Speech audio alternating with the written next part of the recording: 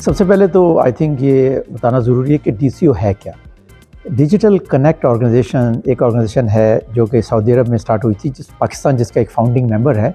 उसका आइडिया बहुत सिंपल था कि जैसे इकॉनमी जो है वो डिजिटल बनती जा रही है, जैसा सेल फ़ोन पे है, टैबलेट्स पे है, आहिस्ता आहिस्ता बैंक्स जो हैं वो ऑनलाइन मूव हो रहे हैं, सारी सर्विसेज ऑनलाइन हो रही हैं, तो सारी सोसाइटी जो है वो डिजिटल सर्विसेज, डिजिटल प्रोडक्ट्स की तरफ जा रही है।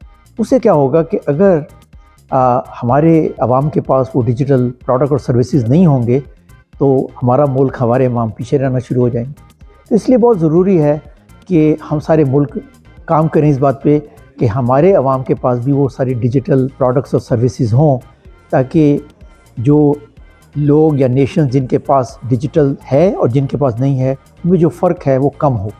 तो डीसीओ का मेन मकसद ये है कि इस डिवाइड को कम किया जाए और पाकिस्तान जैसी नेशंस पीछे ना रह जाएं डिजिटल इकॉनमी में।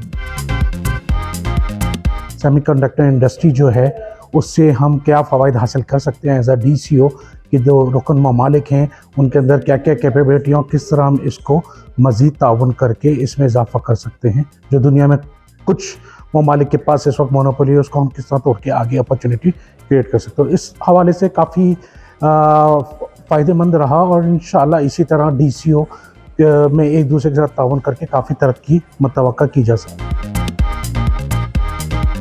डिजिटल कोऑपरेशन ऑर्गेनाइजेशन जो है एक नया इदारा है और पाकिस्तान इसका बानी रुकन है, और इनके साथ मिलकर हम आजकल की जो डिजिटल टेक्नोलॉजी है उसके फ़रोग़ के लिए, और ख़ास तौर पे ऐसे ममालिक जो अभी तरक्की याफ्ता हैं उनके जो मसाइल हैं डिजिटल टेक्नोलॉजी से रिलेटेड, उस पे हम काम कर रहे हैं। और इस तंजीम में मुख्तलिफ जो इनके इनिशिएटिव्स हैं उसमें पाकिस्तान जो है एक अहम किरदार अदा कर रहा है।